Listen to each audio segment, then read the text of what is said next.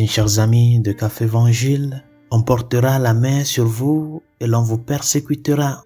On vous livrera aux synagogues et aux prisons. On vous fera comparaître devant les rois et les gouverneurs à cause de mon nom. Vous serez livrés même par vos parents, vos frères, votre famille et vos amis, et ils feront mettre à mort certains d'entre vous. Vous serez détestés de tous à cause de mon nom, mais pas un cheveu de votre tête ne sera perdu. C'est par votre persévérance que vous garderez votre vie. Bien-aimés dans le Seigneur, dans le contexte de la publicité, le monde de la publicité, c'est l'un des aspects qui meut notre société aujourd'hui. Dans le contexte de la publicité, on te présente un produit et on veut coûte que coûte que tu t'appropries de ce produit. C'est-à-dire, la finalité de la publicité, c'est de convaincre le consommateur à prendre le produit.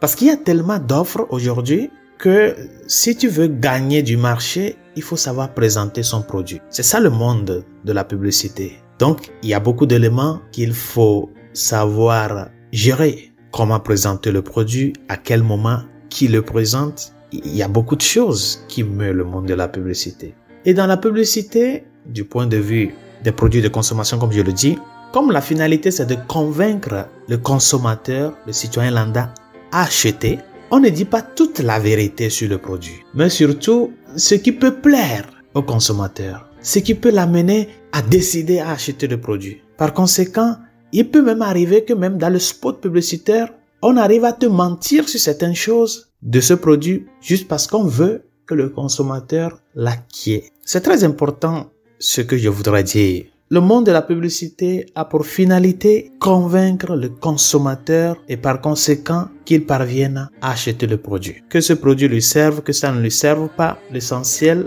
pour le producteur, c'est qu'il a déjà vendu son produit. Ce n'est pas ce que le Seigneur veut faire avec nous. Et ce n'est pas ce que le Seigneur fait dans l'évangile de ce jour. Il est venu appeler l'homme au salut. Il est venu nous donner la vie et la vie en abondance. Et cette vie en abondance, seulement nous la gagnons en acceptant son appel. Suis-moi, suis-moi.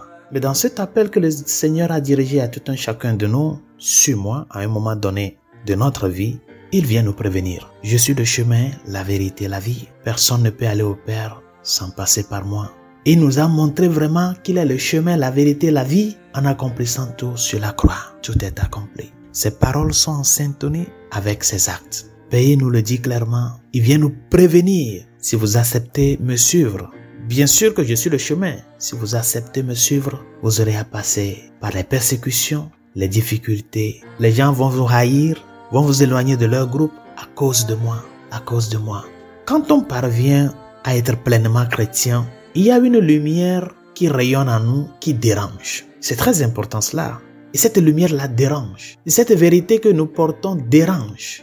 Par conséquent, c'est normal que on te haïsse. C'est normal qu'on te persécute parce que tu es chrétien. Je veux dire, des chrétiens qui sont conformes à leur identité. Parce que tu as une lumière qui dérange les gens. Et c'est ce que le Seigneur vient nous dire. Il vient te prévenir, mon frère, ma sœur. Je suis venu pour que tu aies la vie. Tu l'aies en abondance. Et c'est pour cela que je te dis, suis-moi. Mais en me suivant, c'est telle ou telle situation que tu vas passer. Il nous prévient.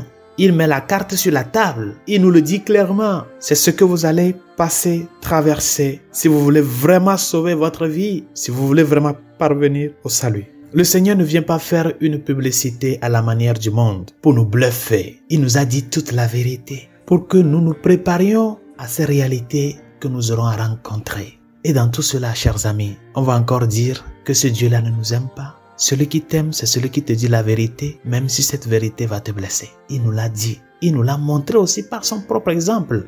Mais de nos jours, qu'est-ce que nous attendons du Christ? Nous voulons qu'il nous donne tout sur un plateau d'or. Même étant chrétien, on ne veut pas se compliquer la vie pour conformer notre vie à l'enseignement moral, à l'enseignement spirituel du Christ par son Église. Mon frère, ma sœur, le Seigneur nous a prévenus de ce que nous aurons à souffrir si vraiment nous décidons de le suivre. Mais il y a une chose qu'il nous garantit, c'est la persévérance qui nous amènera à pouvoir jubiler pleinement de cette vie en abondance. Il n'est pas venu nous présenter l'offre du salut à la manière de ce monde qui fait ses publicités juste pour convaincre et que l'autre achète le produit. Il nous a dit clairement ce que cela nous amènera à vivre. C'est le cardinal Sarah qui dans son dernier livre sur le sacerdoce pour l'éternité disait que dans un monde où tout le monde court et va dans une même direction, lorsque quelqu'un va dans la direction contraire, on pense que c'est lui qui est erroné, on pense que c'est lui qui est erré.